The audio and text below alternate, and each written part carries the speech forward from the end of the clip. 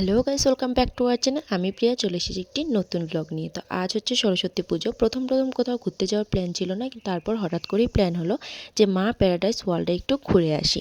তো এটার লোকেশন হচ্ছে আলিপুরদুয়ার এসে তারপর মাঝের টাবড়িতে মা প্যারাডাইস ওয়ার্ল্ড বললে যে কোনো টোটো তোমাকে নিয়ে পৌঁছে দেবে। তো দেখতেই পাচ্ছ আমি একটু ঘুরে তোমাদেরকে দেখাচ্ছি। তো প্রথমেই তোমরা টিকিটের ব্যাপারটা জেনে নাও। তো তার জন্য আমি চ্যাটটা তোমাদেরকে দিয়ে দেবো, যেটা কত টাকা লাগবে কিসের জন্য সেটা আমি তোমাদেরকে সাইডে দিয়ে দেব। তো এন্ট্রি ফিসটা হচ্ছে 100 টাকা করে নিয়েছে। আর কোনো একটা বার আছে শুক্রবার, আর কী বার আমার মনে নেই, সেদিন গেলে তোমরা 60 টাকাতে এন্ট্রি করতে পারবে। তো এখানে রয়েছে সুইমিং পুল, তারপর রয়েছে গ্লাস টাওয়ার, যেটা পশ্চিমবঙ্গের দ্বিতীয় উচ্চতম গ্লাস টাওয়ার। এর উচ্চতা হচ্ছে 98 ফুট। তো দেখতেই পাচ্ছ। আর এখানে না কি যেন একটা পাখি ছিল, পাখিগুলো ভীষণ সুন্দর। তো তারপর আমি উঠেছিলাম গ্লাস টাওয়ারে। তো গ্লাস টাওয়ারে উঠতেই একদম আমার পা ব্যথা হয়ে যায়, অনেকটা উঁচু। যারা ভয় পাও উঁচুতে তারা তো উঠতে পারো, তবে একটু সাবধানে উঠবে, কারণ এটা অনেকটাই উঁচু।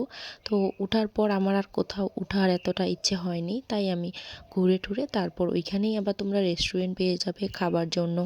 ওইখানে নানান রকম খাবার পাওয়া যায়, বিরিয়ানি পাওয়া যায়, ফ্রাইড রাইস পাওয়া যায়, ভাত পাওয়া যায়। তো তোমরা খাওয়া দাওয়া করে তা ওইখানেই খাওয়া দাওয়া করতে পারবে। আর তোমরা একটা প্যাকেজ নিতে পারো, যেটা 1200 টাকা পড়বে। সেই প্যাকেজটা নিলে তোমরা সম্পূর্ণটাই ঘুরতে পারবে। তো সেখানে রয়েছে স্নোফলের টিকিটটা একটু আমার হাই মনে হয়েছে, 500 টাকা টিকিট। তাছাড়া ওগুলোও একটু হাই মনে হয়েছে, কারণ গ্লাস টাওয়ারে উঠতে গেলে 150 টাকা করে লাগছে। তারপর ওইখানে আবার একটু সামান্য ঝোলাবে, তার জন্য আবার 100 টাকা করে লাগছে।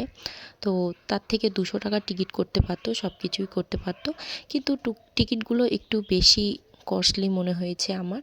তো তোমরাও গিয়ে একবার ঘুরে আসো, অবশ্যই গেলে ভীষণ ভালো লাগবে তোমাদের। অনেক সুন্দর সুন্দর জিনিস আছে, টয় ট্রেন, তারপর এমনিতে গাড়িতে তোমরা চড়তে পারবে।